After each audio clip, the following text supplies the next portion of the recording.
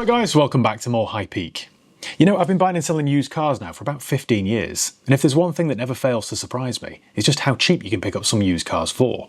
The ones that always stick out the most to me, the ones that I always sort of naturally gravitate towards, are luxury SUVs. They're honestly like my weakness. I've got something like, I don't even know, 5 or 6 of them around me at the moment, and I don't really want to get rid of them. There's just something about them.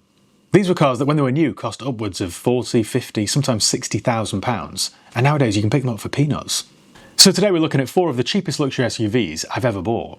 Now I paid just £1,000 or less for some of these. Some were great, and some, not quite so great. Let's start things off with a bang, literally. It's the very cheap Range Rover Sport that I bought.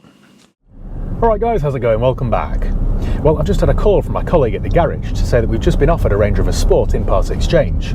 It's done 188,000 miles and he wanted £1,000 for it. Would we be interested? So I did try and play it cool. I tried to look not that interested, but in reality, I was a bit like a dog on heat. I had my tongue out and everything. So I think I said yes, but what I might have said in reality was yes, yes, yes, yes, yes. I haven't actually seen it yet, but I thought I'd bring you guys along because this does promise to be quite entertaining. And I say that because it's been described as having numerous issues. Shock. The biggest issue being a misfire or a certain lumpiness under load, which does worry me slightly. The old 2.7 litre TDV6 isn't known for its bulletproof reliability, is it? Now that could be EGR valve, or it could be turbo, it could be injectors, or it could be all three. So as excited as I am about this, and I am, let's not make any bones about it, I just don't want to end up like Viv Nicholson. Spend, spend, spend. Anyway, let's see what £1,000 buys you in the world of Range Rover Sports. Genuinely can't wait. Right, I'll see you there. Okay, I've got a bit of an update for you guys. I've just been to the garage to pick up the car, and it wasn't there. Now I feel a bit sick and full of regret. I've got the car key, but the car is in a car park, ironically, quite close to my mechanics. It didn't, how can I put this? It didn't make it to the garage. What an idiot. Idiot. Get so annoyed with myself sometimes for just getting carried away. Yeah, I'll buy that. Yeah, I'll buy that. Idiot. Moron. So we're going to change a venue today. How exciting. We're no longer on my office car park. We're now on this little car park down here. I'll see you there. Right, well, we're here. I'm annoyed now because that looks really good. I hope this is a simple fix. It's a 2009, which means it's the facelift model, the last before they changed it to that completely different facelift, which I now realise, having said that, isn't the most clear of descriptions. It's in Stornoway Grey, the best colour in my opinion. There's no privacy glass. It's an HSE spec. It's got the softer leather interior, I can see. Tow bar, don't really like tow bars, but that looks really nice. How annoying. How annoying. Bodywork's quite tidy. Let's see if we can learn some more about it then. So as always, I'm going to do a quick vehicle history check using Car Vertical. It's really easy to use. All you do is go to carvertical.com, type in the vehicle reg or the VIN. Now in this case we know it's Alpha Kilo 09, so it's an Anglia car originally. Papa Mike Uniform, check vehicle. If you want to do one of these checks for yourself, and I urge you to do so by the way before you hand over any cash for a used car or motorbike, then use my promo code HIGHPEAK and you'll save yourself 10% off each and every check that you do. This is currently checking dozens of countries' databases and it'll tell us whether it's ever been stolen, written off, had a mileage rollback or has outstanding finance on it. But crucially, with something like this, it'll tell us a bit more about the car's history. It'll tell us when it changed owners, it'll tell us the MOT history, if it's been involved in an accident, it'll show sometimes photographs of the damage. Right, and it's ready, so, view report. That is a 2009 diesel. It's never been clocked, there's no outstanding finance, and there's no recorded damage. That's good then. What else do we know about it? It had done 182,000 miles in September last year. 182. Barely broken in. It's a 2.7, the old bulletproof Lion engine. TDV6, 2009. Okay, right. So it's had inspections. It's had a couple of plate changes, ownership change, another plate change. What about advisories? Advisory items. In August last year, it failed on near side front brake hose, offside front steering column UJ, has excessive wear. Near side suspension arm, front suspension arm. Oh, someone spent some money on this, you know. Oil leak but not excessive from the gearbox. Ugh, what a crock. What a crock. Right, I now know a little bit more about the car, so I think better go and have a look, hadn't we? Let me park up somewhere first. Okay then, let's put ourselves out of our misery.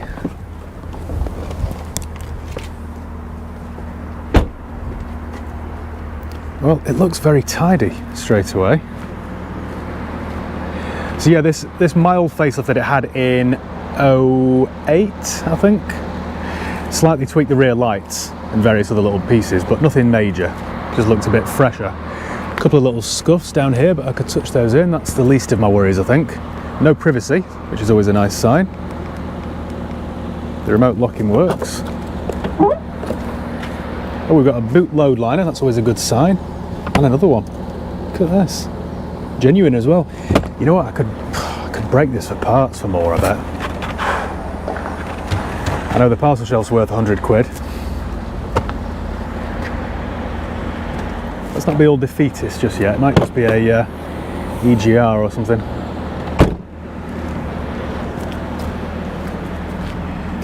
What tyres have we got? Brake discs look a bit grim, don't they?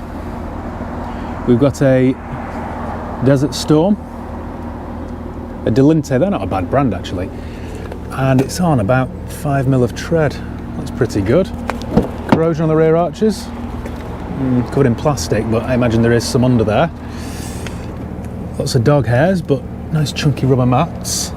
See what I mean about this softer leather? They did a more basic leather, which was perforated, which often kind of cracked, but this was softer, this was more expensive. Got rear heated seats. It's a nice clean car, this. Broken speaker cover there.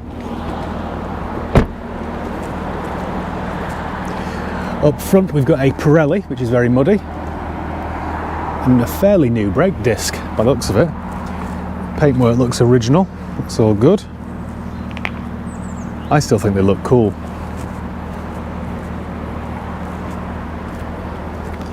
On this side we've got another Pirelli Scorpion. Right, how about this wheel arch? Oh, we've got odd tyres then, because this isn't a Delinte, this is another Pirelli Scorpion. So we've got 3 Pirellis and 1 Delinte Desert Storm. Right. Let's have a look up front then, shall we?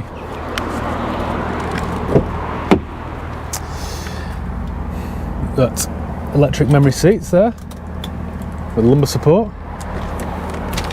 Harman Kardon surround sound. Everything you'd expect from an HSE. I've got a very squeaky seat. Right, service history then. Let me just put you here for a second so you can't see anybody's name or address. It's a ridiculous rule in my opinion, but one which I must adhere. 7 owners. Yeah, prop shaft bearing has slight play. Yeah, okay. Lovely. So it does have an MOT until September. We've got a bill here to replace the heated seat element, and a new key, and a new tyre. 450 quid. Carry out check over, and some oil. Balance front wheels. Supply and fit low pressure fuel pump. Oh, someone's had some issues with this, haven't they? That was done at 163. 500 quid. Supply and fit fuel pressure sensor. This stinks of somebody trying to seat's far back, isn't it? This stinks of somebody trying to diagnose an issue and not having much success. Supply and fit gas struts. Oh wow, somebody's massively overspent here, and it's not me for a change. Carry out full service and fit all parts as listed. Battery, £200. Cabin filter, oil filter, fuel filter, air filter, oil flush, fuel flush. Brake discs, wear indicator, brake pads, nuts, bolts, washers, wheel nuts, suspension arm. Wow. That bill was £960. £960, and that was 2019. Brake pads, carry out another full service at 147. I wonder if it's had its cam belt done. There's loads of history here. New spare wheel carrier. I don't know why you'd want a new one, to be honest, unless the old one broke. Another service. Right, someone spent an awful lot of money on this car. And how's it repaid them? By breaking down and letting them down. Just what cars do, isn't it, unfortunately? They lead you into a false sense of security and then leave you stranded. My dad had one of these for years, 2007. MH07 EOR. How's that for nerdiness? Have we got a service book as well? I couldn't live with this seat.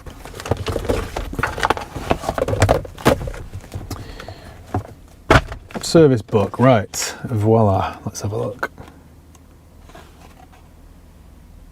Premier Garage Services in Hazel Grove, that was done at 182. Ah, right, look at this. So originally it was an Anglia car, Kings Lynn, Norfolk, as I knew. Then it's gone to Battersea, a very posh area of London, or some parts are actually. I know that dealer in particular, I've been there. So 2 services at Lucas Battersea, that was at 50. Then we've got all the receipts in between, and then the most recent one was there at 182. And we have done, ready for this? 184. Right. Well, my engine lights hasn't been taped over, which is a good sign. We're very low on fuel though. What about radio stations? What's been listening to? Radio 2. Bit of Wham. Is it touch? I think it's touchscreen, isn't it, this? The screen's cracked, actually. Anyway, got a fridge under there.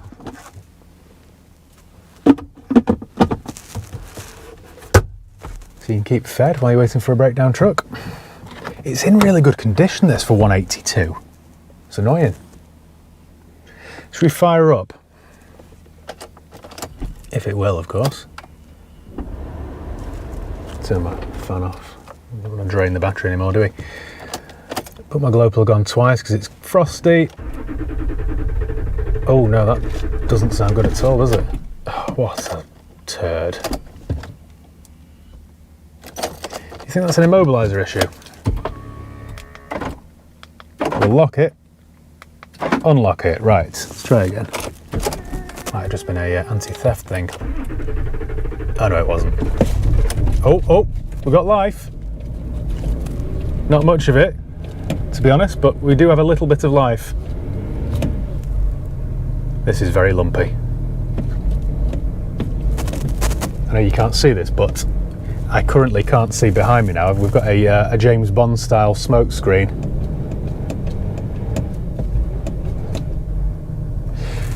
Well, she fired up. I'd look under the bonnet, but it doesn't really matter, does it, at this point? I think we just need to run it down to my mechanics, see what they think. I wonder why they only made it here then. Doesn't really make sense, does it, that?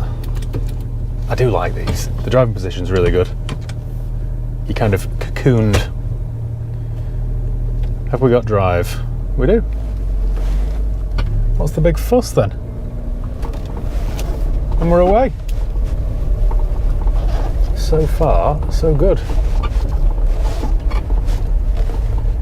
It's a squeaky old thing, I must admit. Yeah, this is quite unpleasant, really. And I've just realised with my foot to the board, I mean, to the point where the balls of my feet really hurt, that is it. Oh, might be a turbo this, you know. Could it be turbo? Turbo or EGR, I'm thinking. Where should we go? Take it off-roading, shall we? Off-piste. Oh look, someone's fly-tipped. Lovely.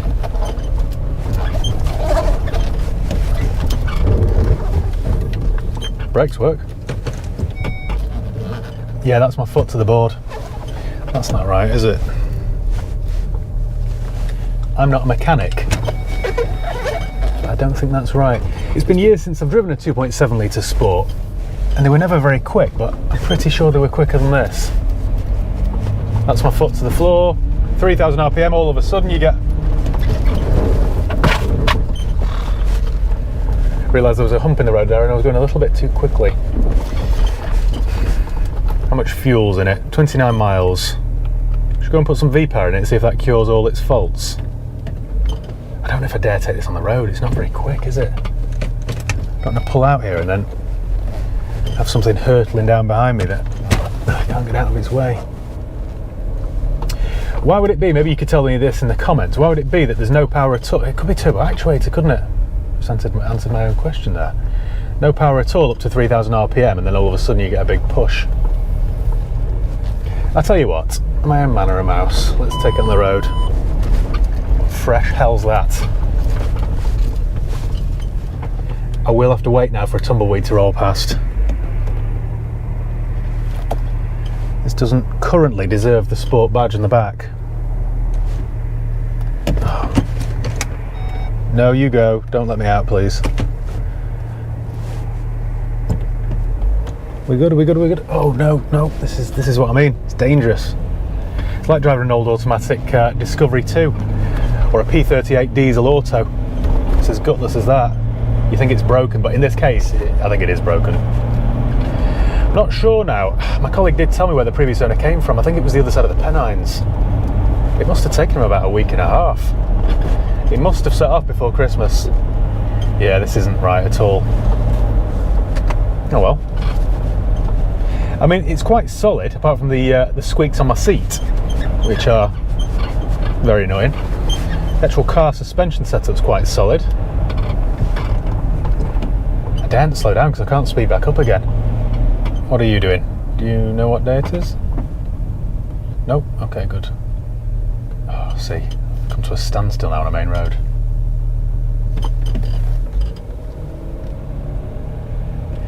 As it's warming up, you know, this is getting slightly better. I mean, I know it's broken in possibly a serious way, but it is a lot of car for the money, isn't it? Sure, I could break it for more. The trouble is, and I know you know this already without me telling you, everything's expensive with this car. Just because it's cheap and high mileage now doesn't mean that the labour rate is going to be any cheaper or the parts. If it needs an EGR valve, you're talking £700 or £800. If it needs a turbo, this is still the single turbo model, not the twin turbo, so it isn't body off. On the later ones, it's just quicker to take the body off the rest of it, don't ask. But with this, I think it's still a fairly accessible job from on dirt bonnet. We're going downhill now, we're all good. We're all good. I mean, the gearbox is working, changing down and everything, it's all alright, this. If you like going everywhere at 16 miles an hour, this is the car for you. If you really like squeaks, this is the car for you as well. Oh, gap in the traffic. Come on, there we go. And we're off. 4,000 RPM. And I can't see the Windsor Castle pub behind me. A cloud of smoke. Right, I'm going to go and drop this off with my mechanic and see if they can figure out what's wrong with it. I mean, I don't know what I'm going to do with this, to be honest. It's like that old phrase, isn't it? Act in haste, repent at leisure. Well, I am repenting. Right, I'm going to drop this off at my mechanic, see what's wrong with it, and I will have an update for you shortly. I mean, I'm just thinking out loud here, but if I were to spend £1,000 on this, so it owes me £2,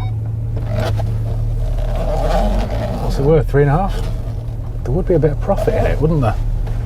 I don't know who's going to want to buy a 182,000 mile, 184,000 mile Range Rover Sport. There aren't many cranks out there. Everything squeaks. Right, I shall see you later on. Let's try turning it off and back on again, see if that fixes it.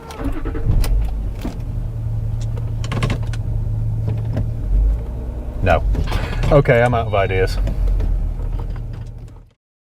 Right guys, I've got an update for you regarding this Range Rover Sport that I paid £1,000 for. In fact, I don't have an update for you just yet, but I will have shortly. I'm heading down to my mechanics now to find out what's wrong with it. I've just had a call from them to say, it's the Grim Reaper here, Matt. Could you come and have a word with me about this Range Rover Sport? So I'm not exactly brimming with optimism or confidence. I just know it's going to be bad news. Since we last spoke, I've been doing some research and I've been on various forums, and the thing I've learned is don't visit forums. That's what I have learned. Honestly, you wouldn't buy anything ever again if you went to forums before you purchased something. They're all, bar none, filled with worriers, negativity and know-it-alls. They're not nice places, to be honest. Anyway, the various things that I read on these forums before I gave up, before I got all slitty-wristy, pointed to EGR valves, turbo, injectors, DPF. What was the other thing it could be? I think that was it. None of it sounds particularly cheap or easy to do. Anyway, we're not far away now, so I'll have an update for you shortly. Wish me luck.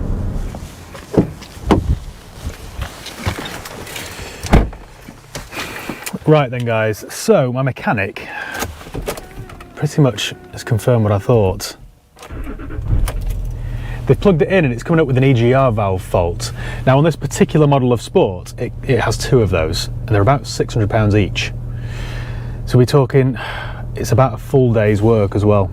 So we're talking £600 each for those, 1,200 quid, but they can't rule out the fact that it could possibly be the turbocharger as well. I knew it was too good to be true. You can't buy a Range Rover Sport in working order for £1,000.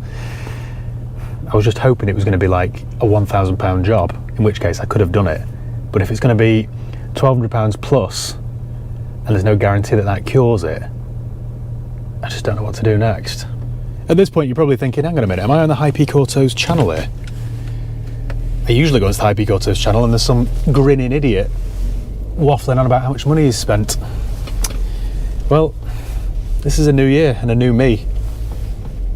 I'm not sure if I like Sensible Matt. Sensible Matt's a bit of a bore. My accountant might like Sensible Matt, but I'm not sure I do. It's not as much fun, is it? So what am I going to do with this then, guys? What would you do?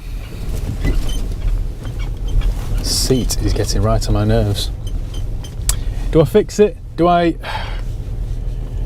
hold them or fold them? Let me know below. The trouble is, and by the way, I'm on a private road, so don't whinge about my seatbelt. The trouble is, if I spend £1,500 on this, so it owes me £2.5, and it works, you know, fingers crossed, touch wood, then I've still got to service the gearbox, a couple of tyres, bit of bodywork, cam belt, and then who's going to buy it?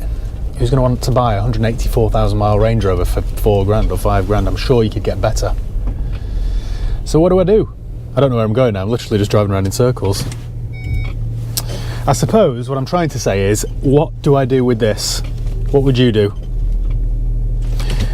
Don't like to end videos on a bit of a cliffhanger like this, but I'm not sure what to do.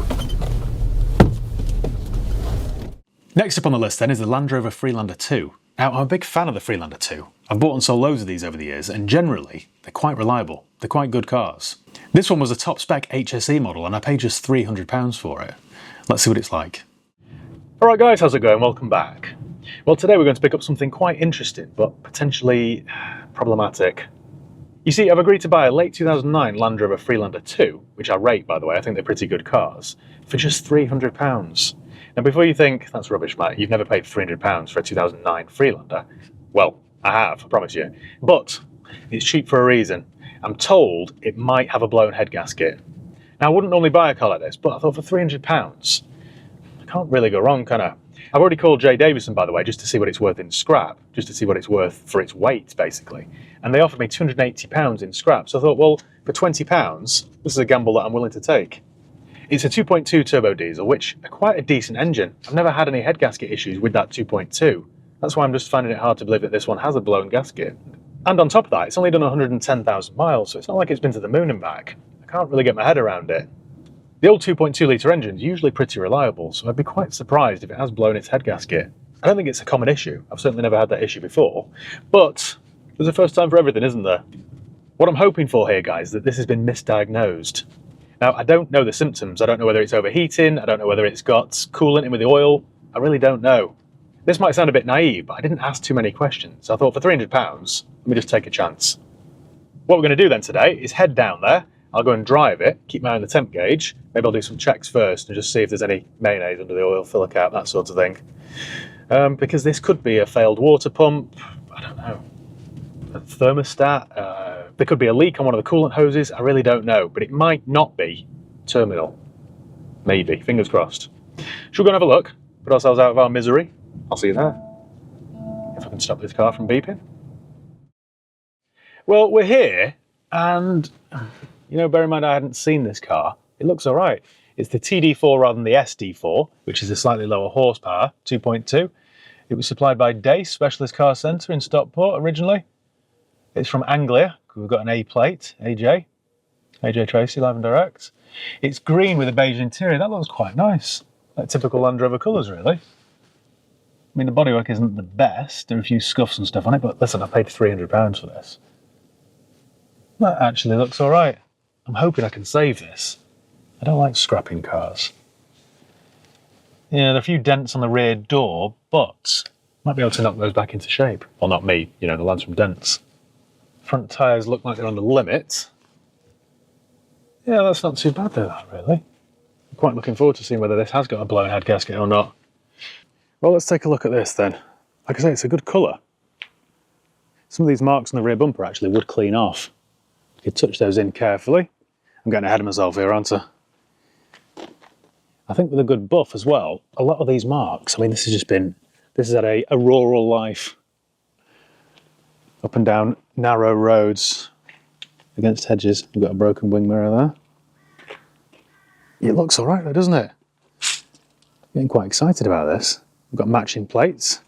The headlamps don't need a buff. We're all good there. I know you're worried. I think some of that dent will improve. We could pop that back in. Just have a look in the back there. It is filthy. I think it's been used as a bit of a builder's truck, this. We've got a Roadstone tyre on that side. Right, we have got two keys as well, but one's broken. So I've left that in the car. We've got matching gaffer tape here, the wing mirrors. That little key cover there is missing from the door handle. It's fairly standard. We've got a dent there on the front wing, but again, that would pop out. I think with a few £100 spent on this car, you could transform this. Let's see if we're in luck. So this then is an HSE model, I think, because we've got a leather interior, a sunroof, we've got power folding mirrors. Yeah, I do rate these. We've got a missing roof rail here. I'll have to try and get hold of one of those. Inside then, it's filthy. We're missing headrests. Car seats look really strange without headrest, don't they? Don't you reckon? It's filthy. It is absolutely filthy. No expense spared there. We've got the we don't have the original mats, I'm afraid, but we've got what looks like a welcome mat that's been hacked up. But we've got electric memory seats. We've got lots of cobwebs, spider webs. Move around the back there. Press this button again. There we go. It's filthy. But it could... Oh, the headrests are there. That's a result. I was already planning my eBay shopping spree, but they're right there. This would clean up all right, I think. Treat it to a set of genuine rubber mats or something. Get it properly valeted. Clean the carpets. Get some grease down that squeak. We need a parcel shelf, don't we? Need a spare wheel because that's missing. Yeah, it's just been used as a builder's truck. We've got roll plugs and screws and all sorts of stuff. But there is a car under all this filth. This is what excites me most. Typical Land Rover door locks, probably. Yeah, that's not working.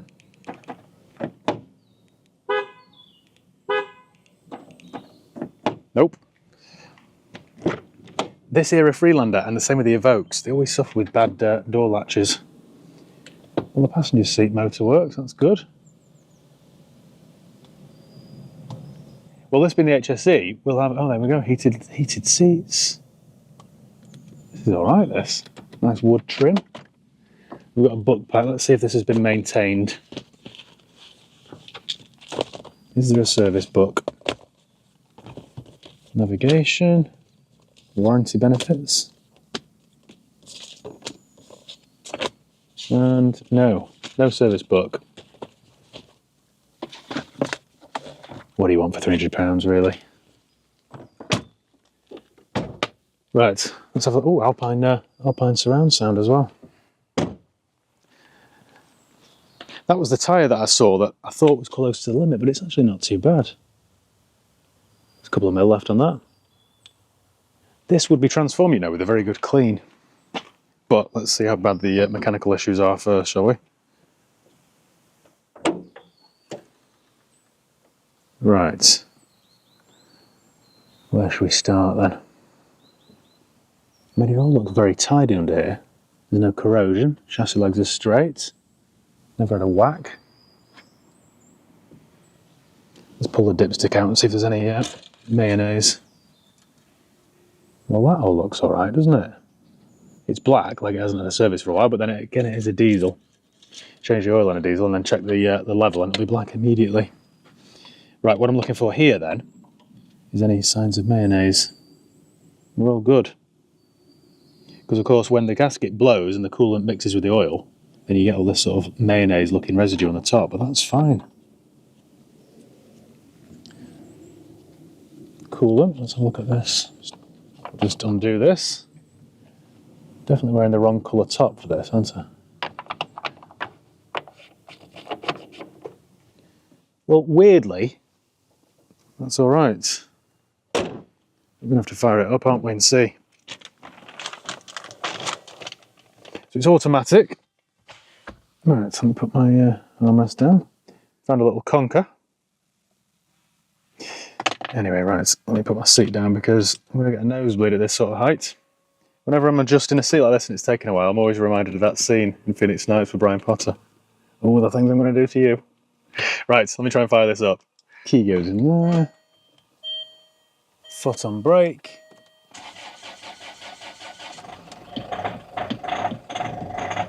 Right, now that sounds like a bag of nails, doesn't it? But they always do. This old 2.2 litre engine is quite reliable, but they always sound really rough. Steering column locked, what's all that about? I don't know what that means. Steering column locked. It's done 120,000 miles. Now I know this doesn't matter, but let's just whack the air conditioning on, see if that works. Get rid of this piece of paper under my feet because it's annoying me. Try the aircon. Now, of course, if this has got a blown head gasket, what I would expect straight away is for the heater not to work, perhaps. That's another sort of symptom.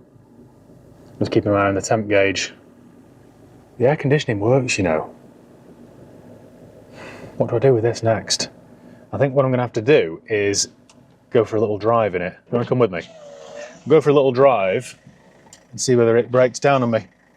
See whether it overheats.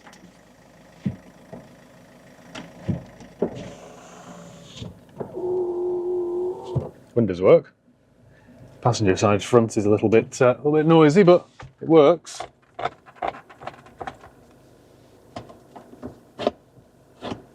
This could be made into a car. I mean, even if the head gasket's gone, what's that going to cost me? 600 quid, 700 quid maybe? Get that done. There might be a car under all this. Right, let me go and stick my trade plates in the window and we'll take it for a quick spin. Right, so let's go and take this for a drive then. And we'll just see. Fingers crossed. I can't, well, I don't, no, I'm not even going to say it. I'm not going to say it. I'm not going to jinx it. Steering column locks, I don't know what that means. We've got a dodgy sensor somewhere. Forgot my sunglasses. All right, safety first then. This could be a massive money pit, this car. However, parking sensors work, don't they, on the bright side? I think we'll do a few laps of the village then, and we'll just keep my eye on the temp gauge. I would expect this, if it has got a blown gasket, just to rock it, just to shoot right up, but we'll see. I mean, so far, I've only driven 100 yards in it, but it's driving all right. Temp gauge is moving from blue. We're about 10% of the way up here. We're doing all right. You know what? It feels all right. It feels quite solid. Gearbox is working. Turbo's engaging. I do like these cars, you know, as I've mentioned previously. So far, so good. Apart from this annoying warning about the steering column locked. I don't really know what that means. Can't believe the air conditioning works. You know, when you look at a car as scruffy as this, you really wouldn't expect the aircon to be ice cold. I thought I was going to have a load of spiders drop me then, like some sort of bush tucker trial. Don't really trust that. Right, my elastic's gone in my blind. It did have a rubber lining, but I think it's perished. Radio 2. Right, my temp gauge has gone straight to halfway. That didn't take very long. Didn't take very long at all. An old diesel engine like this would probably take about half an hour to reach temp, so that's a little bit suspicious. We're at halfway now. What I was going to do actually was just leave this for a mini valet. I know it might be a waste of £10, but at least we could see under all the filth, couldn't we? And of course, while they're vacuuming it out, it might take 40 minutes or something of it running, just to see whether it, you know, explodes or not. Sorry for the silence, I'm just in deep thought. We've got half a tank of diesel even. This is alright, this. 300 quid. Does my sat-nav work? Certainly does, look at that. Right. The engine's sort of smoothed right out now as well. You know what's weird? There's no warning light for low coolant. Now I know on Discovery 3s and 4s they love to ping on a light for low coolant. So I thought this would have done already, had it been low, but it obviously isn't. I mean, it looked alright in the reservoir. It was right on max where it should be. I don't know what else I can tell you really. It drives alright. Engine seems fine, gearbox seems fine. We're not overheating. We're sitting pretty here at halfway. We're alright. Go on then, I'll let you go. I'm just any second now expecting this temperature gauge just to go completely off the scale, but it's not doing. I wonder who diagnosed this and why. That's the weird thing. Somebody's decided to scrap this and sell it cheaply because they suspect the head gasket had blown, and if it hasn't, I don't know what's gone awry. You know what, we haven't even got a single warning light on, apart from the steering column locked message. We haven't got an engine light on, a flashing glow plug light, ABS light, nothing like that at all. No warning triangles whatsoever. We're not far now from the car wash. What I'm thinking of doing is just leave it there. I'm just going to leave it, maybe explain just to, you know, keep your eye on the temp gauge. In fact, I might just crank the heat. I'll crank the heat up. This is the thing actually, what you should do if you've got an overheating engine, if your water pump's failed or something like that, lower the windows, crank the heater on, and just try and sort of get rid of, dissipate some of that heat. I think dissipate's the right word. We're all right though, so far. Got slightly dodgy power steering there. I think it's haunted. I'm not touching that at all. I had that with the last one that I took up to Ben Nevis.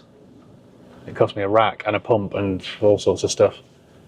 I spent about £1,200 on that car. Will I get through this gap? It's a bit tight. There we go. Right, well, I'm going to leave this here. Firstly though, I'm going to crank the heat on. Let me see if this gets hot.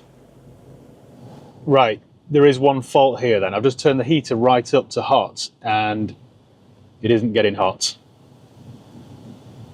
Which is indicative of a head gasket. Remember I had a Jeep Grand Cherokee once in Spain many years ago. It was a 1997 Grand Cherokee. And that had the old 2.5 litre turbo diesel engine, which is prone for blowing its head gasket. Sure enough, it had. I had it over winter there and the heater never got warm.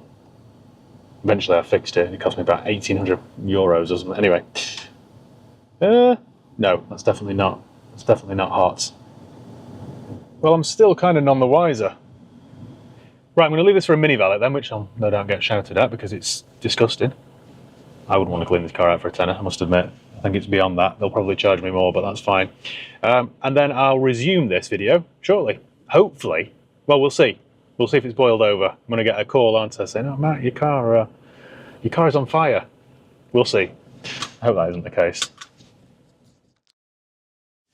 Well, I've got some good news and some bad news. The good news is I now have a very clean Freelander 2. It's cleaned up really well. I mean, do you remember the state of the wheels before? And the interior? It was a complete mess. And now look at it. Just as I'd hoped, it cleaned up really well. Do you remember how filthy the boot was? Take a look at this. You could eat your dinner off that carpet. It's very clean though now, isn't it? The lads at the car wash did have a whinge though. He said, Matt, we can't charge you for a mini valet, we spent a day on it. All right, bill me accordingly. You're probably wondering then what the bad news is. Well,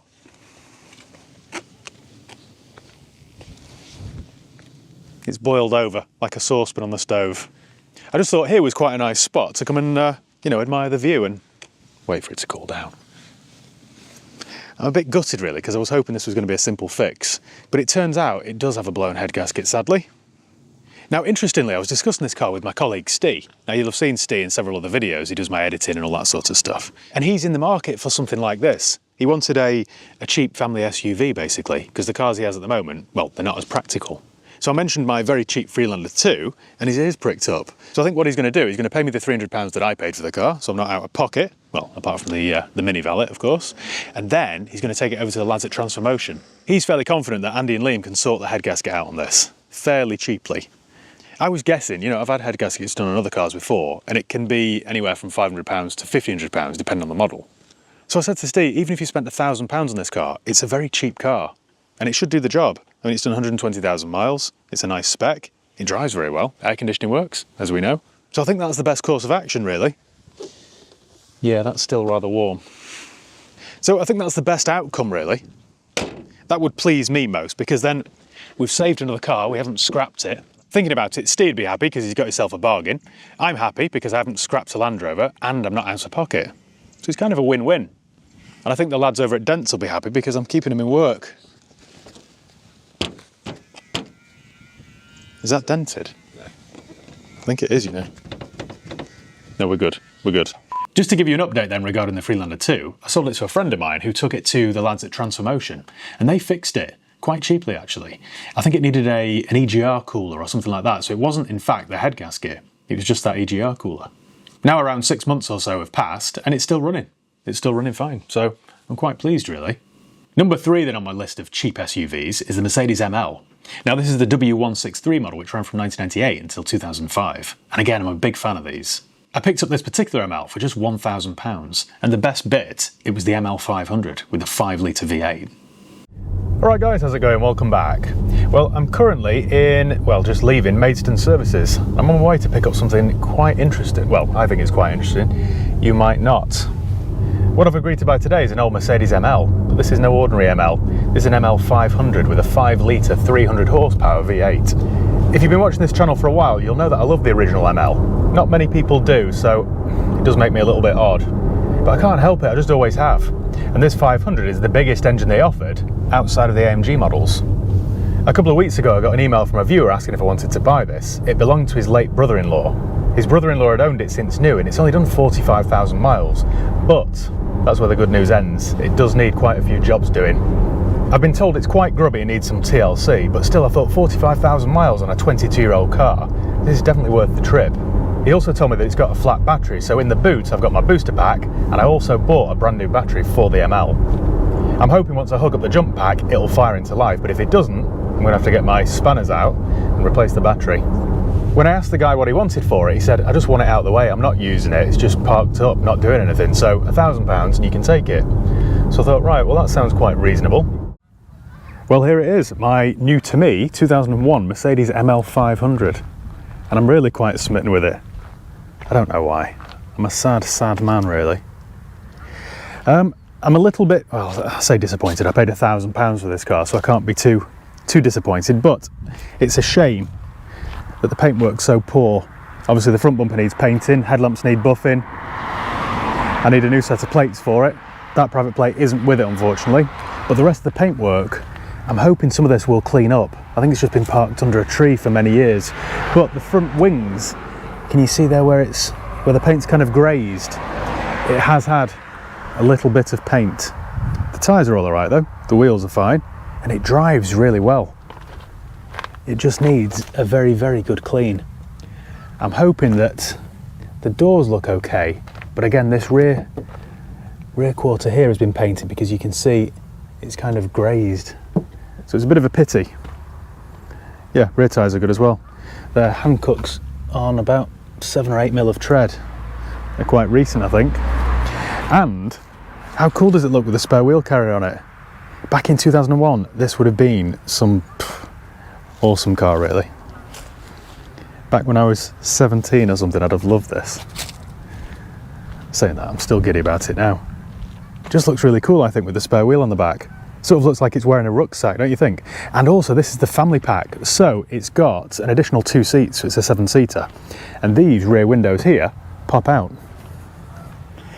Now, it's not bad in terms of rust. There's a little bit there around the wheel arch, but it's not bad really. It's just the level of repairs, really. The previous repairs are quite poor. I think what I'm going to do first is drop it off at the valeters for a very thorough clean. Might even get them to buff some of it and see what it looks like. Buff the headlamps, stick a new set of plates on it, and then kind of re-evaluate. Because it's not worth spending a fortune on this, is it really? Because it's not worth an awful lot. In fact, it's probably not worth anything to anyone apart from me, who's got some sort of weird fetish with them. Let me show you inside then. Unfortunately, we've only got the one key, but it does work. Inside, again, is quite grubby. What have we got? We've got the V5 in there. We've got the navigation disc there in a Lady Gaga case, which makes no sense. Some very snazzy cup holders. It just needs a very good clean. I'm confident all this leather will clean up quite well. We've just got quite a bit of mould there growing on the centre armrest and some mould on the headline there. But we've got a nice walnut trim. Everything works. Oh, look at this that I found as well. Let me show you this. In here, we've got an old Nokia. Look at this. Remember when phones looked like that? So we've got that. We've got £4 in the old style pound coin, which you can no longer spend, and an old-fashioned £20 note. When was the last time you saw one of those? With Edward Elgar on it. What else have we got? Got some fuses. And again, in its day, this would have been quite a nice car, really. We're missing the tread plate thing for the footrest. That's missing. It might turn up in the car because there's an awful lot of rubbish lying everywhere.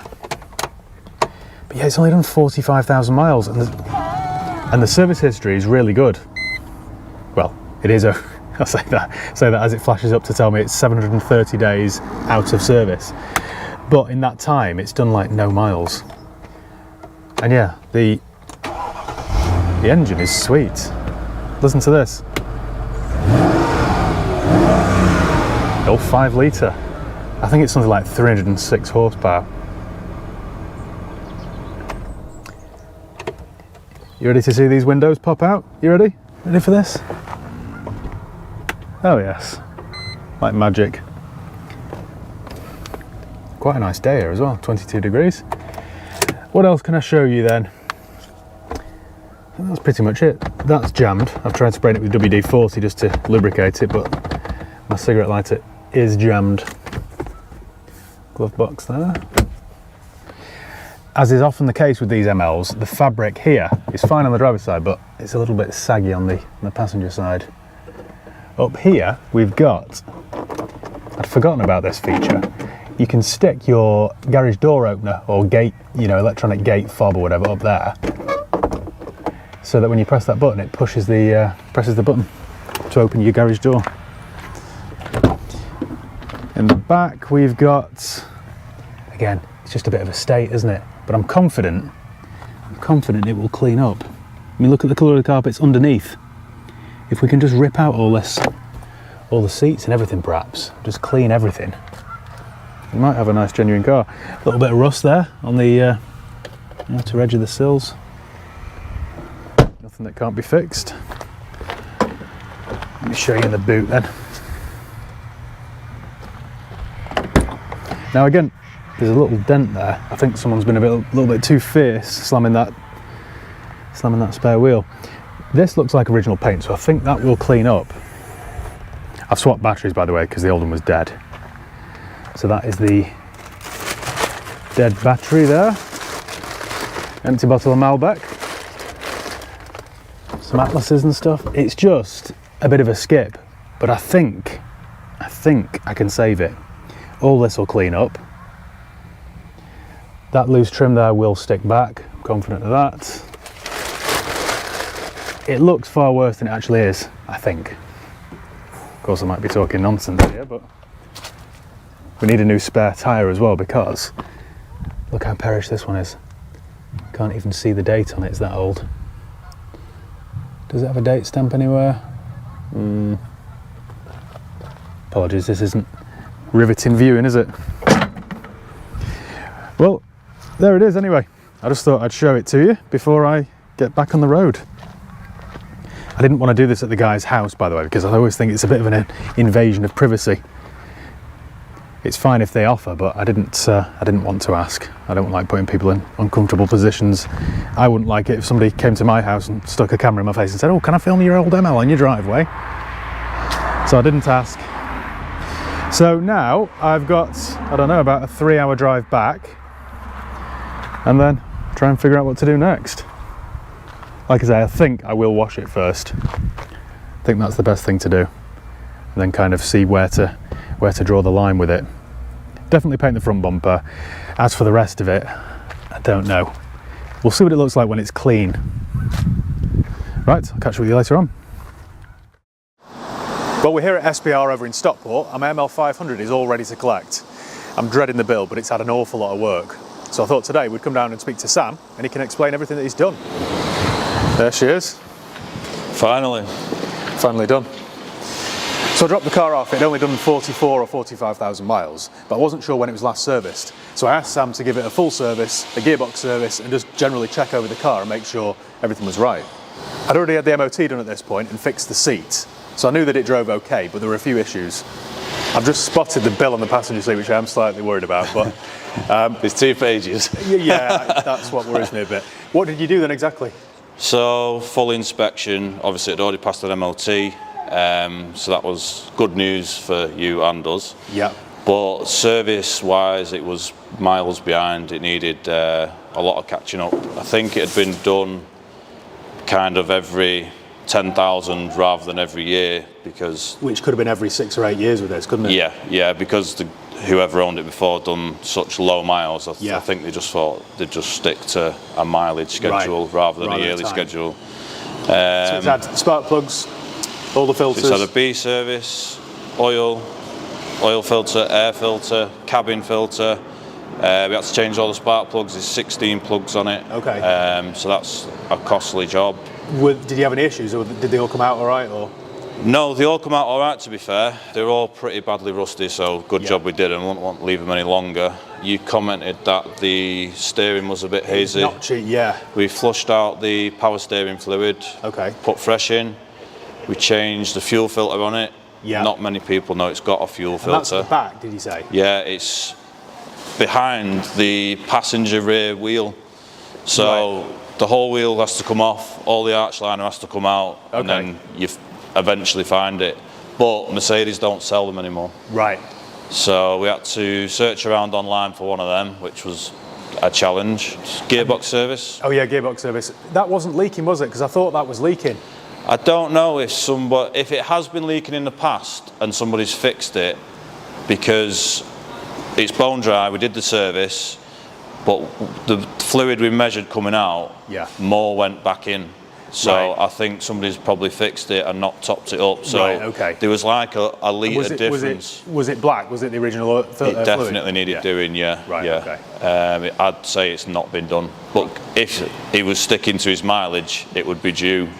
But it really should have been done 20 years ago. Yeah, right, okay. And there was an issue with the indicators, they weren't cancelling. Indicators weren't cancelling. You can't buy the stalk on its own. We had to buy the full switch pack. Right. But that was like 300 quid from Mercedes. We found a brand new one online for about 70 quid. Right, okay. So that was worth looking around for. When you were going from park to drive, there was a bit of play in the linkage. Okay. So we had a look underneath and one of the bushes was missing. Right. So we put a new bush in, so that feels more sharper now. So that was And did you do something with the accelerator pedal as well?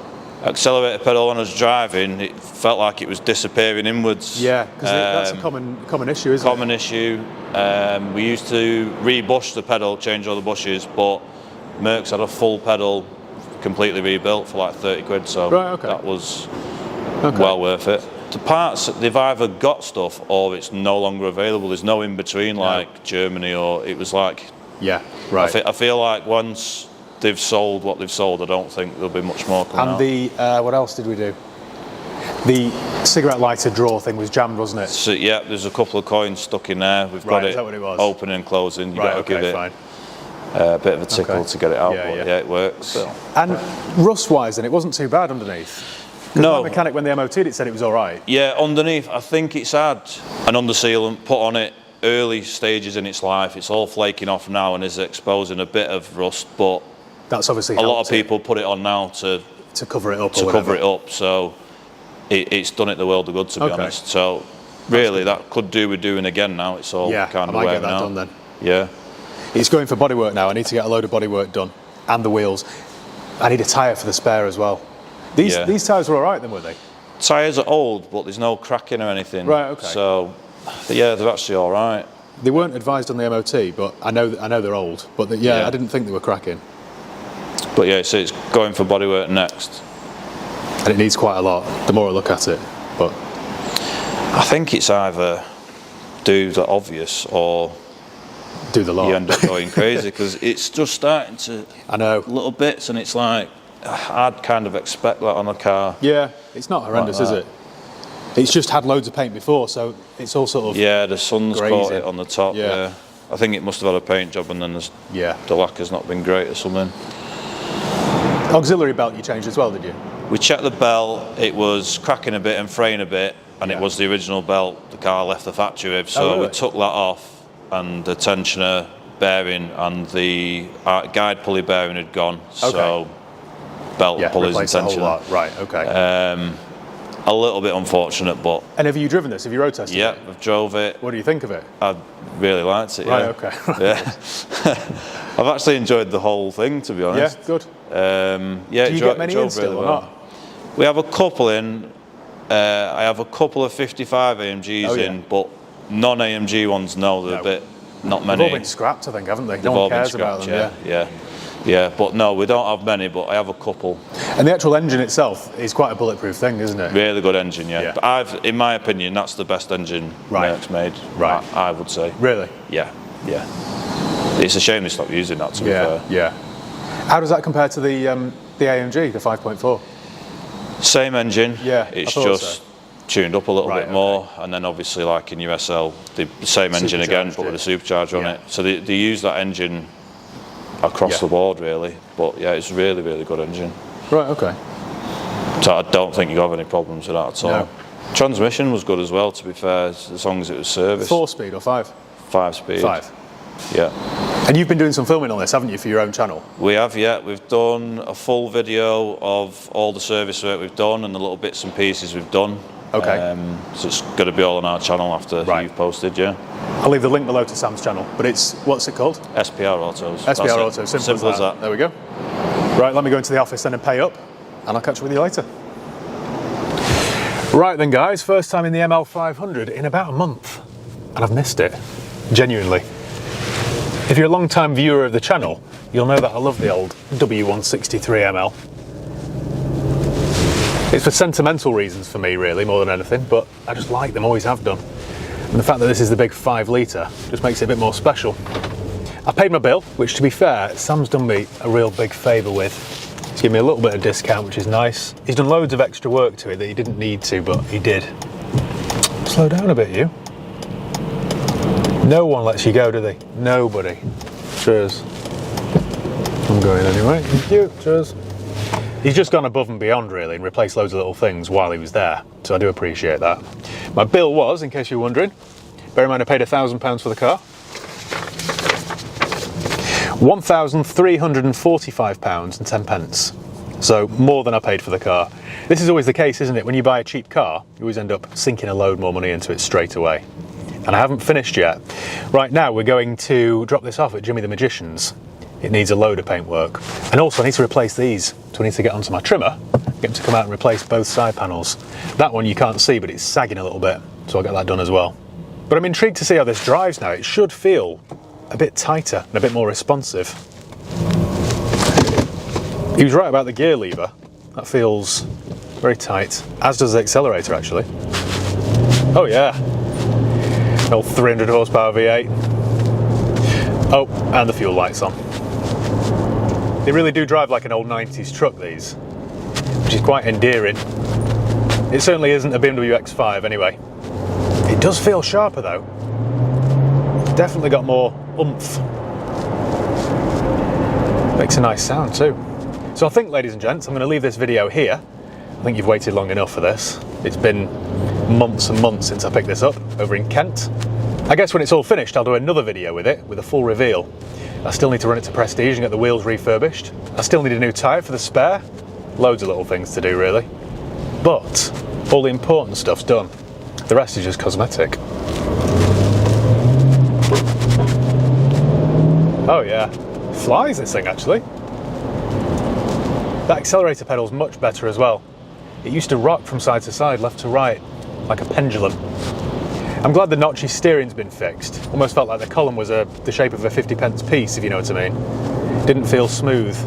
And now, smooth as you like. It drives really well, this. I need to figure out how to set my clock as well. I also need a sat-nav disc. We're getting there though, aren't we? We are getting there. I think by the time we're done, this should owe me, what does it owe me right now? £1,000 plus £1,300 at 23, a couple £100 at my mechanics. This is going to owe me about £4,000, but it should look pretty mint.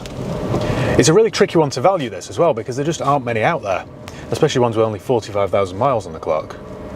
I would have guessed it's probably worth, I don't know, £6 when it's done, maybe, I don't know. Not that it matters, because it isn't for sale. I'm going to keep this one, add it to my weird little eclectic collection. I think when it's all finally done, we need to take it on a road trip, don't we? I'm not sure where yet, but if you've got any suggestions, let me know below. Just to give you an update then with the ML500, I got everything sorted and I did massively overspend, but I still sold it for a profit. I sold it for £5,995 to a family in London who needed a 7-seater.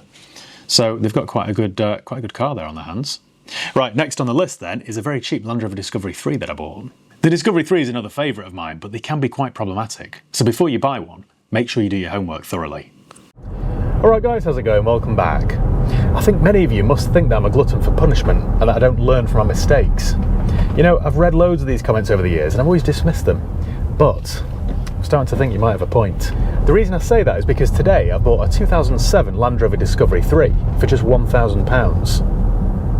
There is a catch though, it's done 200,000 miles. I mean, what could possibly go wrong? Oh dear. The answer to that little question is everything. Everything could go wrong. Although I haven't actually seen this Discovery yet, I have seen a photograph of it, and it looked quite bright, to be fair. It's black with a black interior. It had the wrong wheels on. I think the wheels are off a Range Rover Sport, but the tyres looked okay. So I'm thinking for £1,000, can't even finish that sentence. I was going to say, I can't have got it too wrong, can I? But straight away, what I'm thinking of doing with this car is keeping it as a YouTube filming car.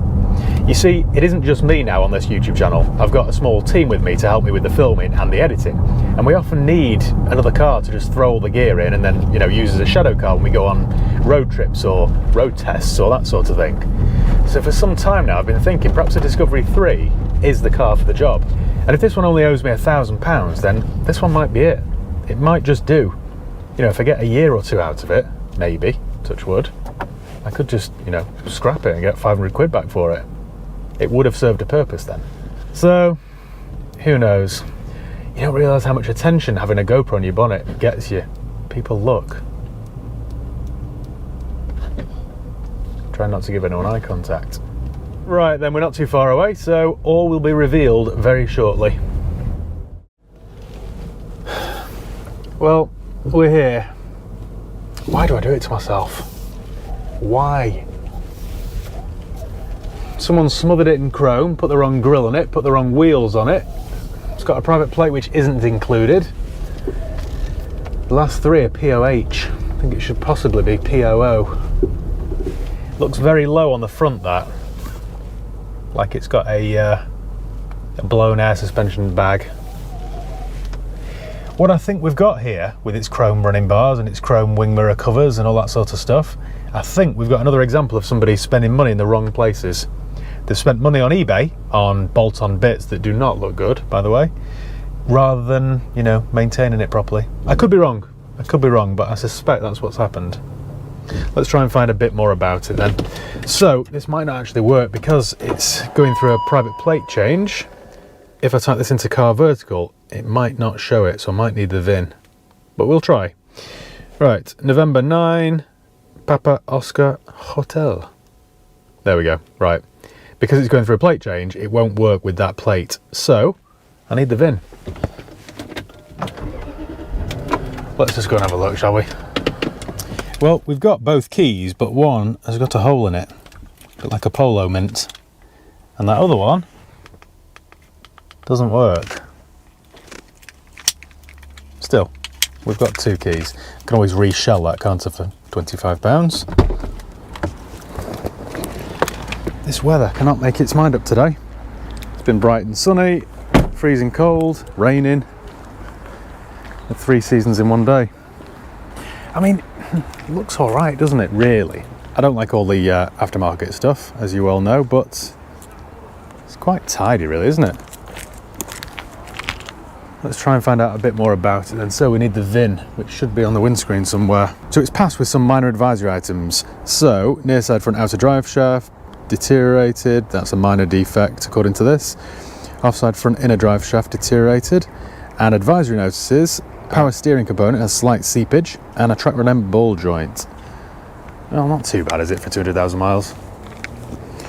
Tell you what, here's an indication of how a car's been maintained. Let's look at the tyre brand. This is a... Nope, is anyone going to own up to it? I think, made in China. I needn't look for the logo then, because it won't be a good one, will it? But it's on about 3 or 4 mil of tread, not too bad. A few marks down the body, some lovely chrome handles. I'll try and take those off because they're... leave them, who cares? This looks like a matching Chinese tyre with a chunk out of the side wall there. This is from 22, so it's not an old tyre, but it's just, I think they've driven this up against curbs and it's kind of worn the sidewall a little bit. Is it an HSE or not? I don't think it is it? Because there's no sunroof. No, it's a GS. Someone's put a limited badge on the back, which it isn't, and they've put a sort of a tread, I don't know, protector thing on the top lip there, which, I don't know, doesn't look great, does it really? Some more chrome there, lovely. Right, we've got a tow bar, proper sturdy one there, looking at that. Correct me if I'm wrong, but they are the wrong wheels, aren't they? I'm sure they're off a Range Rover Sport. So, we're not off to a flying start. We've got cheap Chinese tyres, lots of chrome. It's only a GS, so there's no heated seats. This one matches actually. What is the brand then? It is a Catch 4's UHP. That's a catchy name, isn't it? Wind Force. That's genuinely a new one on me. I've never heard of that. Never in my 10 years of doing this job. A Wind Force. Well, we've got a matching set of Wind Forces. Very good. This don't look too bad, I suppose. Let's have a look inside then, shall we? Crucially, this is a 7-seater, so it means this could be used as a tracking car, camera tracking car. Put my little thumb there into the circuit board, and voila, look at that. How bad's the rust on the rear arches?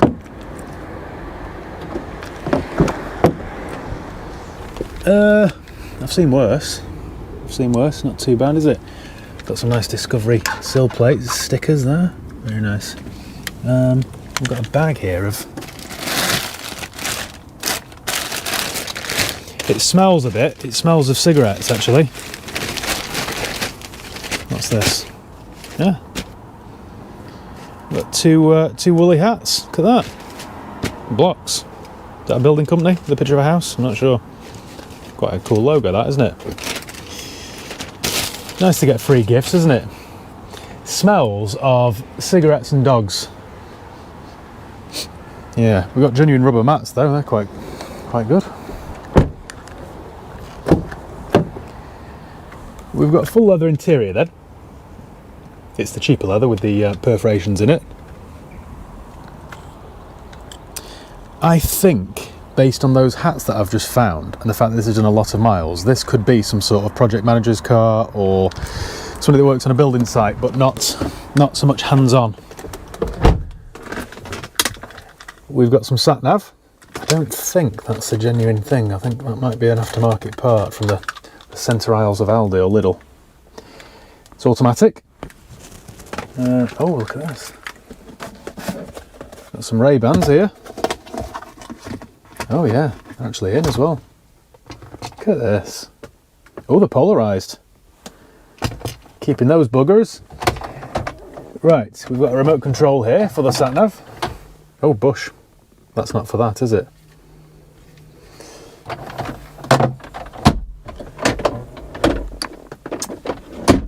Right. What can I show you then? 202,000 miles. 202. Coolant level low. That's quite a common issue with these actually. With all Land Rover products in fact. So that could possibly just be a sensor. It's usually the coolant level sensor. Oh, sound of quality that. I think that might have been a free gift with these cheap Chinese tyres. Navpal. I always look for the engine light because possibly with a car like this of this age, if somebody didn't want to repair it properly, they could have just taped over the light. So the fact that that comes on with the ignition is a good thing. Now we just need it to go off when we start the car. Well, that actually, I've had dozens of these cars and that actually sounds quite sweet. Oh, look at that. A Phoenix Yellow M3 Coupe. Sorry, got distracted. Yeah, this actually sounds quite sweet, you know. No heated seats. And at number 8, Radio 2, I would say. From the Red Hot Chili Peppers, Californication. Right, Radio 2. My suspension then is in its lowest setting. Let's see if this works, shall we? Oh, a little bit of reluctance there, but we're going. We're rising. She's a riser. Oof. She's risen. What about the top position? Oh, we're going up again. Hold on to your hats. Come on, come on. It's very slow to go up at the front. Very slow. I think we could have a slight problem there with a leaky airbag. It's gone, but it is quite reluctant. Let's get it back in its normal mode. Turn off my rear wiper because that noise is giving me a head itch. Mirrors work. Very good.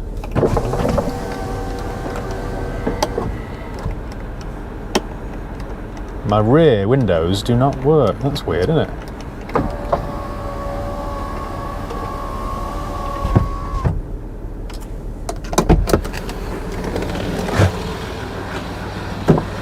Why don't they work? No, they do. Right, so I've got a faulty master switch there. Let me pull it forward so we can have a look in the boot.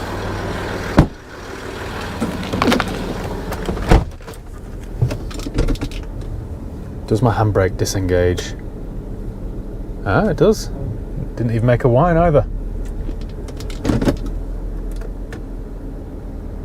Yeah, there we go, right. So far so good. Turn this off for now.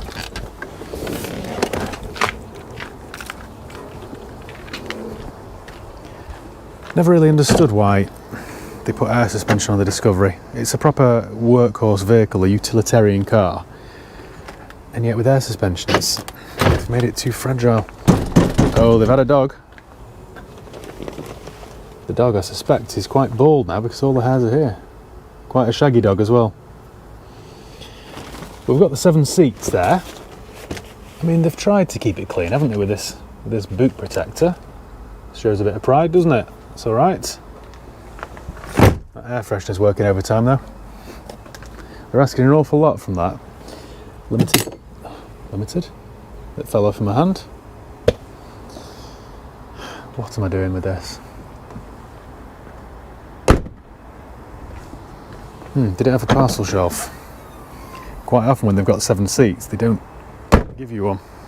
Or it's in someone's boot. Sorry, not boot, garage, I meant to say. Garage. Right, should we drive this then? Because I know you're intrigued. I know you can't wait to see how this performs. Right, let's have a look under the engine. Under the engine bay. In the engine bay, under the bonnet. Can't get my words out today. Do my struts work? Oh, they do. Has it had a cam belt? Service history, that's what I need to check. I'm getting ahead of myself here, aren't I? Cam belt sticker anywhere? Nope. Now these are due at, I think, 10 years or 100,000 miles. Java Black. It's either Java or Santorini.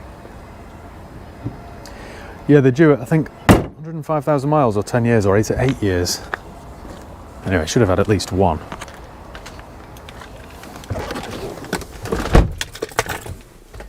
So we've got a book pack here. Right, let's be having you. Welcome to the world. The Land Rover assistance card's never been used.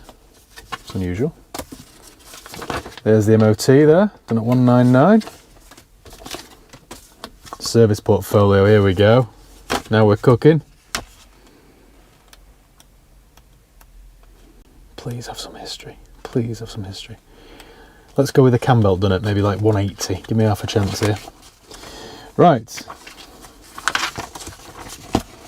First service then was in 08 in a place called Long Eaton in Nottinghamshire. Another one in 09 at 36. Must have used white ink here when they were doing these services. Oh, we've had another one. Ye of Little Faith. All filters at 113 at Derby 4x4. Land Rover Specialists. More invisible ink. Come on, please have a cam belt.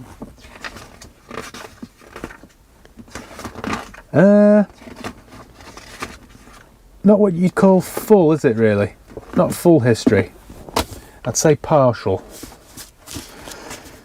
How is this still running if it last had a service at 113? That doesn't make any sense, does it? Warranty benefits. More invisible ink in there. No. Okay. Well, a bit confused at this. Right, let's drive it then. No point wasting any more time. The good thing is, there is no sunroof, so we've got no water leaks. Right, let's take it for a spin. Low coolant level, we shan't worry too much about that. Fasten the seatbelt. Yeah, everything feels sort of sticky, like it has been smoked in. You can feel it on the seatbelts. I hate smoking. Suspension extended. Reset suspension if clear of obstacle. Right, I don't know where it thinks I am here, but certainly no obstacles. I'm in a car park. What world of pain am I into with this? I think realistically, take that off, it's too dark. I think realistically what I'm going to have to do is get this inspected and just see how bad it is. I don't want to take it on a long road trip, do it as the film car and then have this break down. That wouldn't be very good, would it? I think I'll get it inspected but not spend any money on it. Because if I start doing cam belts, gearbox services, full engine services, air suspension bags, all that sort of stuff, this is just going to owe me a fortune and I will never ever, ever recoup the costs. So I think I'll have to go against everything I believe in here and just kind of, if it's alright, run this car into the ground. I hate doing that, it's not me at all. But it really isn't worth spending the money on. Drives alright. I haven't got a single warning light on. I've not got a flashing glow plug light, I haven't got a flashing engine light. We're all good actually. Feels quite solid over the bumps. This is better than I was expecting. But yeah, I think the sensible thing to do would be not spend a penny on it. It's MOT till next August. Run it, use it, try and make some money from it as my film transportation car, and then I guess just sell it for spares repairs when it breaks. It will break eventually, won't it? Especially if I don't. Oh, there's chrome everywhere. Look at this. I've got chrome cup holders. I think that's probably the best course of action. I'm going to go and take it now and get inspected. In fact, I might take it for a quick wash, try and get rid of some of those dog hairs from the boot. Take it for a quick mini valet, then take it to my mechanics, get them to check it over and just see how bad it is, really. If they call me straight away to say, Matt, you can't go anywhere in that, this is leaking, that's broken, that's hanging off, that's been cable tied, then I'll know I'll have to get out of it. But if they don't, if it passes those basic checks, then this could do a job, really. It isn't smoking under acceleration. My gearbox is changing all right. Drives all right, actually. This, if you were to, don't know, if you were to cover up the mileage or, you know, blindfold me, I would say this has probably done half the miles. It doesn't drive like a 202,000 mile Discovery. I would have a guess, I'd have a stab in the dark at 120 if you were to ask me what the mileage was on this. I mean, things like the window's not working, doesn't really matter, does it? I think my £1,000 is safe anyway. Pretty sure that's safe. I need to have a chat with the lads that I work with as well and see what they would need for a film car. See if they need anything sort of adapting or, you know, extra plug sockets or perhaps fit an inverter so they can charge batteries or, you know, all that sort of stuff. Then I could perhaps take it over to the lads at Transformotion and they could do the work for me. That's an idea, isn't it? Might be onto something here. Right, I'll catch up with you then in, wow, look at that. I'll catch up with you in a few days' time once I've decided what I'm doing with it. But so far, so good. Oh no. This is like a Hollywood script, isn't it? Just as I said, so far so good. I've got an amber warning light here with a suspension fault. Perhaps you can ignore everything I've just said then. Perhaps this isn't the one to keep. I don't want to be up in the Highlands filming and then be stranded, do I? Or at the Nürburgring or at the, I don't know, wherever else. I wonder if I could convert this to springs. You know, take off the airbags and replace it with coil springs. That's an idea. Anyway, right.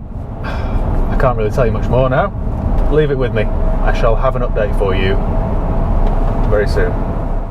Do you remember how at the start of this video I enthusiastically and quite naively said that I'd bought a 200,000 mile Land Rover Discovery 3? What could possibly go wrong? Well, as it turns out, everything. Everything could go wrong.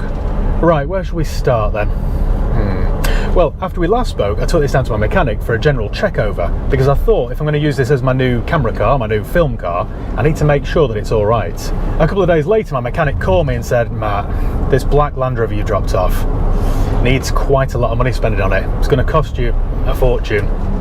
Now, at the same sort of time, I dropped off my old 2002 Range Rover Vogue 4.4 V8. It had a few little minor issues, so I thought she was talking about that one. And I was gutted, to be honest. I love that old car. But I thought, well, what do you expect, Matt? You bought a 21-year-old Range Rover. These things happen. So I went down to my mechanics, a bit like Eeyore, all sad and depressed, thinking, I'm going to have to scrap my old 2002 Range Rover. I love that car. I saw my mechanic and I said, go on then, give me the bad news about the Range Rover. And she said, the Range Rover's all right. All it needs is a water pump, that's it. It's not a big job. So I said, I thought you said it needed a load of money spending on it. And she said, no, that's the black Land Rover Discovery. So I thought, that's the result really. I feel all relieved. And then I thought, oh no, wait, hang on a minute. I've now got a 200,000 mile Discovery 3 that still needs a fortune spending on it. It's a bit like that phrase, isn't it? Out of the frying pan, into the fire. Still, good news about the Range Rover, eh? And it's not all bad because I have found 2 woolly hats and a pair of sunglasses, so, you know, you've got to weigh it all up, haven't you? My mechanic had kindly made me a list of everything that's wrong with this car, so I picked it up from there, took it for a quick wash and dry, just because, well, I don't really know why, to be honest, thinking about it. And I fitted some new reg plates because the plate that was on it when you saw it at the start of this video is no longer with it. And it's a bit of a shame really, because the car's actually kind of all right. I've currently got no warning lights. With the timing of Hollywood, perfectly timed, I've now got a suspension light. I was just about to say, I've got no warning lights on, but I mean, I've got no engine lights on or glow plug lights, and it drives all right. as well as you'd expect a 202,000 mile Land Rover Discovery to drive. I just don't think, even if I spent £1,000 on it, I could fully trust it. And if I'm going to use this as a film car, I don't want to be stuck in the Alps, or I was going to say the Outback, but that road trip's probably never going to happen. I don't want to be stuck somewhere remote and then have this let me down. So back to the drawing board, I think. Right, anyway then, I know you're probably anxious to see what's on this list. So let me pull up somewhere and I'll talk you through it. Right, here we'll do then. A nice view for you to all admire. Right, let's turn the engine off then before it blows up. Are you ready for this? So, there's no reverse light. There's no reg plate lights. They're all broken, so I guess new bulbs for those. No beam pattern on both headlamps, so they're kind of minor things, they could just be adjusted. Right, we suspect the near side front airbag needs replacing. That's the air suspension airbag because it won't go up. Now, when I first saw this car, it was looking a little bit saggy on that near side front, so I suspected that myself. I had a quick look on eBay and you can pick them up for a couple of £100, so it isn't the end of the world, but I just don't really want to get involved.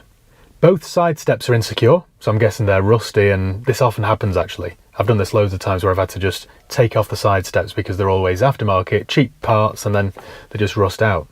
So they need to be removed. Now, what does this say? Movement in both front lower suspension arms and rear bushes. This is kind of the thing that kind of worries me a little bit, because they're probably £200 per part. Nothing on this car will be cheap. Both rear ARB links. Not sure what that means. Both rear ARB links have excess play. Both rear upper suspension arm inner bushes are worn to excess. Right, so all of these would be MOT fails, so all of those things would have to be done to pass an MOT. So straight away you're looking probably maybe £1,200 for those.